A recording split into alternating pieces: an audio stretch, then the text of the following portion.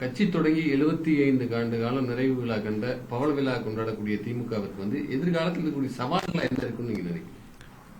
திராவிட முன்னேற்ற கழகம் தோன்றிய நாளிலிருந்தே சவால் தான்.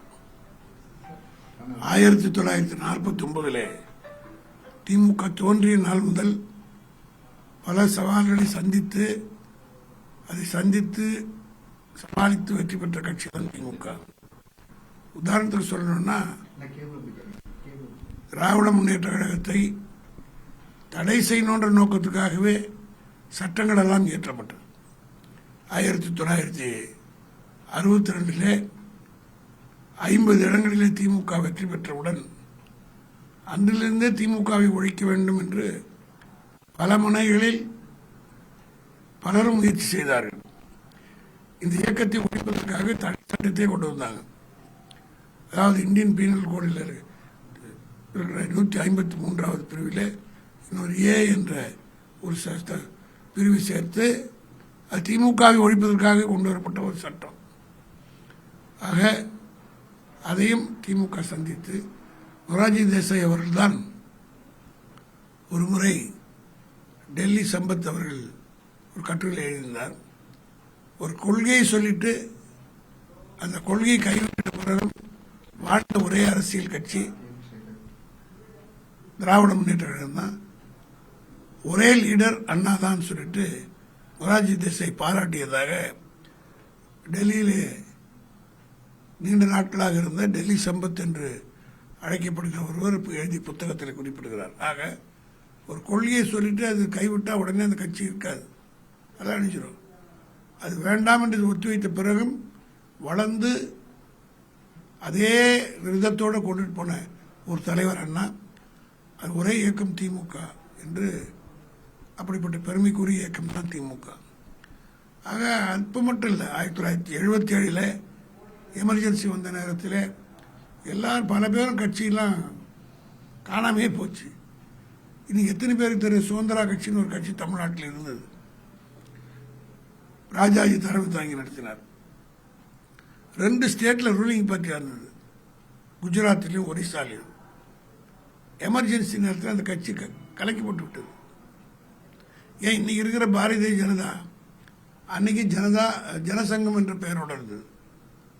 அந்த கட்சியை அவங்க பெயரை மாற்றிட்டாங்க. பிரஜா சோசியலிஸ்ட் ஒரு கட்சி, பட்டும்தான பிள்ளைன்னு ஒருத்தர் கேரளாவுடைய சீஃப் மினிஸ்டராகவே இருந்தார் அந்த கட்சியின் சார்பாக. அந்த கட்சியை கலைக்கப்பட்டது.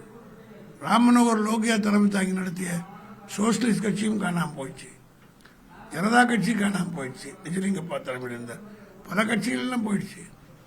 ஆனால் திராவிட முன்னேற்ற கழகம் அதிமுகவே அதிமுகன்னு ஆரம்பிச்சு எம்ஜிஆர் பயந்துட்டு அனைத்து அதிமுக பேரையே மாற்றிக்கிட்டார். ஆனால் துவக்கப்பட்ட நாளிலிருந்து இன்று வரையில் ஒரே லட்சியத்தோடு வாழ்கிற கட்சி, ஒரே கொடிய ஒரு சின்னத்தில் 1957 உதயசூரில் போட்டியிட்ட திமுக இன்று வரையில் உதயசூரில் போட்டியிடுகிறது. வேற எந்த அரசியல் கட்சிக்கு அந்த பெருமை கிடையாது. ஆக பவள விழா காணுகிற திமுகவுக்கு இது போன்ற பல பெருமைகள், சரித்திரம் புகழ் வாய்ந்த நிகழ்வுகள்லாம் இருக்கிறது. எமர்ஜென்சியும் எடுத்திருக்கிறோம், பிரிவினை தடை சட்டத்தையும் சந்தித்திருக்கிறோம். இப்படி பல்வேறு அடக்குமுறைகளை தாண்டி திமுக கழகம் சந்தித்த போராட்டங்களைப் போல, நடத்திய போராட்டங்களைப் போல வேறு யாரும் நடத்தியதாக எனக்கு தெரியவில்லை. கம்யூனிஸ்ட் கட்சிகளுக்கு அடுத்து அகில இந்திய அளவில் கம்யூனிஸ்ட் சொல்லலாம். அதற்கடுத்து தமிழ்நாட்டில் எடுத்துக்கொண்டால் பல போராட்டங்களை நடத்தி பல முறை சிறை சென்ற தொண்டர்கள் திமுகவில் தான் இருப்பாங்க. அது 53 மும்முனை போராட்டமாக இருந்தாலும் சரி, 62 விலைவாசி போராட்டமாக இருந்தாலும் சரி, இந்திய போராட்டமாக இருந்தாலும் சரி, அல்லது மிசா போராட்டமாக இருந்தாலும், இப்படி பல போராட்டங்கள் சிறை சென்று 1 வருடம் 6 மாதம் 3 மாதம் என்றெல்லாம் சிறையில் இருந்திருக்கிறார்கள். அரசியல் சட்டத்தை எரித்து விட்டு 1.5 வருஷம் ஜெயிலில் இருந்த மதுரமுத்தி போன்றவர்களெல்லாம் இந்த இயக்கத்தில் தான் இருக்கிறார்கள். ஆகவே திமுக ஒரு பழவழ விழா நடத்துகிற போது இதையெல்லாம் நினைவுபடுத்துவது என்ன நாங்கள்லாம் என்னை போன்றவர்கள் ஒரு 62 வருஷமாக இந்த கட்சியில் இருக்கிறோம். அன்று தொற்று இன்று வரை இந்த கட்சியில் இருப்பதற்கு காரணம் இந்த இயக்கம் ஒன்றுதான் அடித்தட்டு மக்களுக்கு அன்றிலிருந்து இன்று வரை செயல்பட்டு கொண்டிருக்கிறது. அண்ணாவுக்கு பிறகு இந்த கட்சியை அண்ணாவுக்கு பிறகு கட்சி இருக்காது அப்படின்னு நினச்சாங்க. ஆனால் அதுக்கு பிறகு கலைஞர் தலைமையேற்று 50 ஆண்டு காலம் அண்ணா இருந்ததை விட மிக சிறப்பாக இந்த கட்சியை நடத்தி பல முறை ஆட்சியும் அமைத்து டெல்லியே தமிழ் திமுகவினுடைய பேச்சை கேட்டு தான் நடக்கணுன்ற ஒரு சூழ்நிலை. எந்த டெல்லி ஒரு காலத்தில் திமுகவை அழிக்கணும்னு நினைச்சதோ அதே டெல்லியில் உட்கார்ந்து ஆட்சி நடத்தக்கூடிய அளவுக்கு, ஆட்சியில் பங்கு பெற்று நடத்தக்கூடிய அளவுக்கு திமுகவை தூக்கி நடத்தியவர் கலைஞர். அதே போல் இன்றைக்கு தளபதி மு.க. ஸ்டாலின் அவர்கள் 6வது முறையாக திமுகவை ஆட்சியில் அமைத்து பவள விழா காணுகிற இந்த நேரத்தில் அது மட்டும் இல்லை, எங்களுக்கு இருக்கிற ஒரு பெரிய மகிழ்ச்சி என்னென்னா, வெள்ளி விழா நடக்கிற போதும் திமுக தான் ஆட்சியில் இருந்தது, பொன் விழா நடத்துகிற போதும் திமுக தான் ஆட்சியில் இருந்தது, இப்போ பவள விழா நடத்துகிற போதும் திமுக தான் ஆட்சியில் இருக்குது, 100ஆண்டு விழா நடத்துகிற போதும் திமுக தான் ஆட்சியில் இருக்கும். ஆக அன்று தொட்டு இந்த இப்படிப்பட்ட ஒரு வரலாற்று புகழ் வாய்ந்த ஒரு இயக்கம் தான் திமுக. இந்த ஆண்டு பவள விழா, அதில் குறிப்பாக தளபதி அவர்கள் பவள விழா கொண்டாடுகிற இந்த நேரத்தில் அமெரிக்கா சென்று முதலீட்டுகளை ஈர்த்து வந்திருக்கிறார்.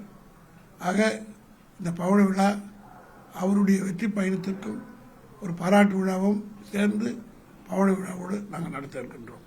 இப்போ இருக்கிற சூழல், அதாவது சமூக வலைதளங்களாக இருக்கட்டும், அதே மாதிரி இந்த இளைஞர்களை கவரும் வகையில் திமுக கொள்கைகள்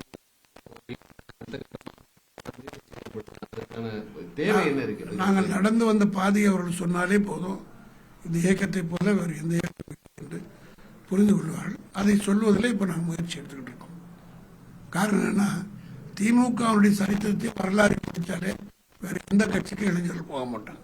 திமுக துவக்கிற போது அண்ணாவுக்கு 40 வயசு, அன்றைக்கி எல்லா தலைவர்களும் பார்த்தீங்கன்னா 30 வயசு, 25 வயசு, நாவலருக்கு 27, பேராசிரியருக்கு 27 வயசு, நாவலருக்கு 29 வயது, இப்படி எல்லாமே ஒரு சிபிசி சிற்றரசு தவிர, பாரதிதாசனை தவிர, அது கே நீலமேகத்தை போல, குழந்தை நீலமேகத்தை தவிர மற்றவர்கள் எல்லாம் பிலோ 30 இயர்ஸ் தான்.